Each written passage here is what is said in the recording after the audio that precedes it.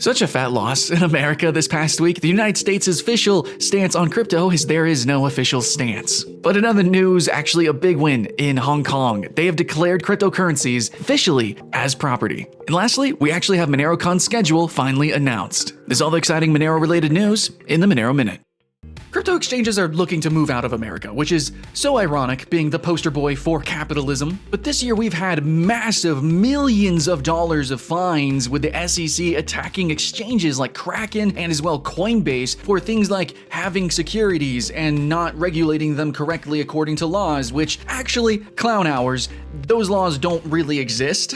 America doesn't really have legitimization or regulation of cryptocurrencies. So recently we had a 5-hour effectively interrogation on the SEC's Gary Gensler, who is basically the man in charge of heading all of this. His offensive is literally driving business out of America, all staked on the concept that cryptocurrencies are securities. And yet he could not answer if Ethereum, one of the biggest cryptocurrencies, is a security. For 5 hours, this man could not relay the definition of security in comparison to a cryptocurrency. So if the answer is yes or no, it's kind of important to have a starting line. We need it to do business in America.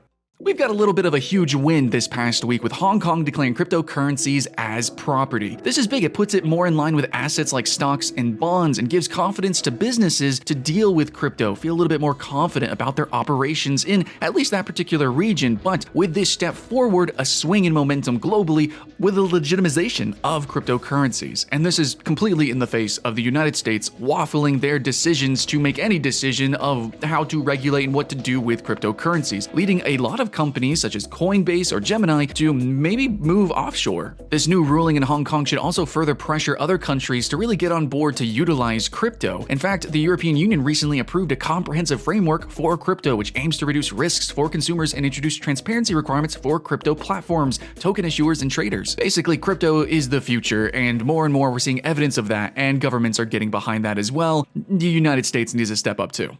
Now, if you're a fan of crypto and maybe traveling abroad, you want to visit Prague, then you might want to look into the Monero conference, especially you Monero nerds. This is the perfect place to network. This is happening the 23rd of June through the 25th, and we actually just now got the schedule of what's happening. So have you heard about the Monero conference? It's a pretty cool event that happens every year, and it's all about privacy and financial technologies like digital cash that can't be censored. Basically, the conference brings together all sorts of people who care about privacy, including advocates, scientists, and philosophers. They talk about all kinds of stuff related to privacy and how we can use technology to protect it.